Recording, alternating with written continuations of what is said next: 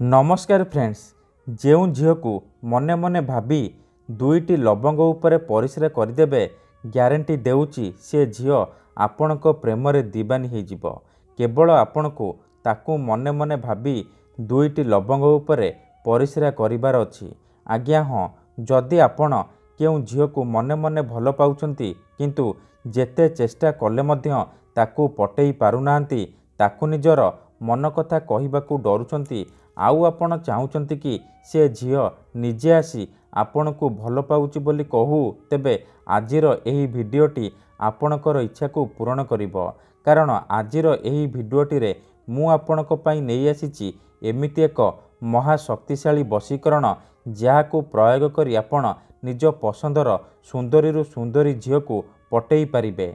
पड़िशा घर सुंदरी भाउजठारू निजर मन मुताबक काम हासिल करि पारिबे। एही वशीकरण करिबा पई आपण को किछि भी मंत्रतंत्र करिबाकू पड़िबनी किंबा किछि भी पैसा खर्च करिबाकू पड़िबनी।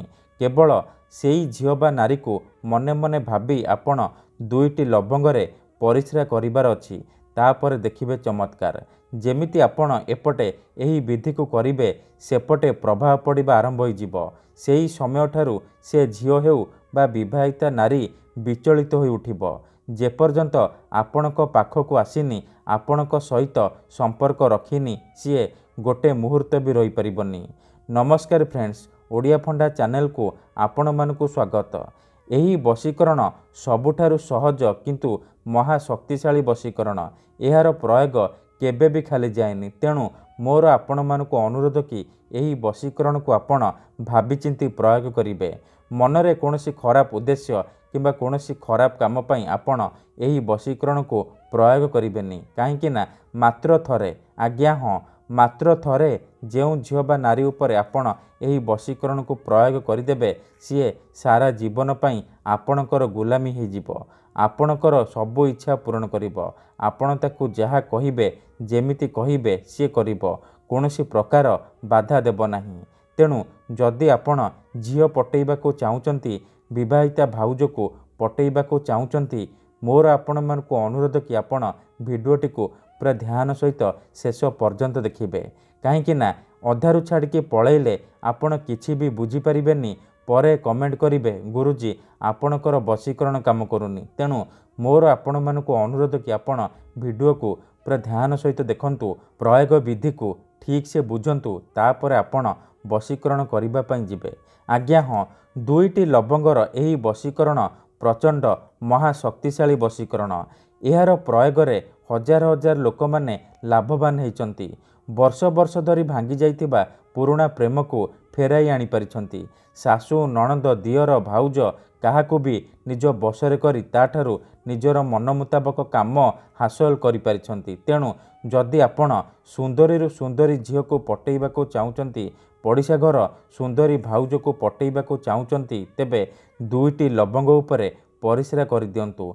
ताकू मने मने भाबिकी आपण दुईटी लवंग उपरे परिश्रा करिकी देखंतु।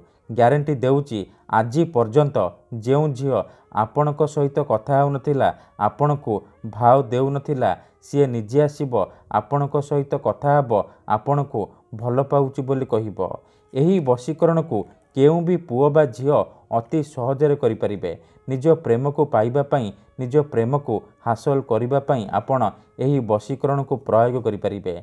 एही वशीकरण करिबा पई आपण को किछि भी कष्ट काम करिबाकू पड़िबनी किंबा किछि भी पैसा खर्च करिबाकू पड़िबनी। आपण बिना मंत्र, बिना तंत्र, बिना किछि पैसा खर्च करी, बिना किछि जिनिस खुआई पियाई निज पसंदर झील बा विवाहिता महिला को पटेई पारिबे। ताठारू निजर मन मुताबक काम हासिल करि पारिबे।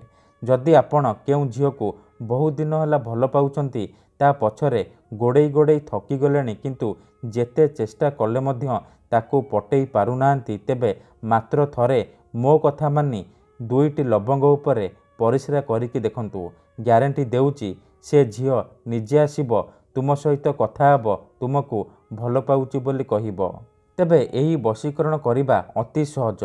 एहाकू आपण किपरि करिबे, केमिति करिबे, एहार प्रयोग विधि कौन, मु आपणकू शिखेइबी।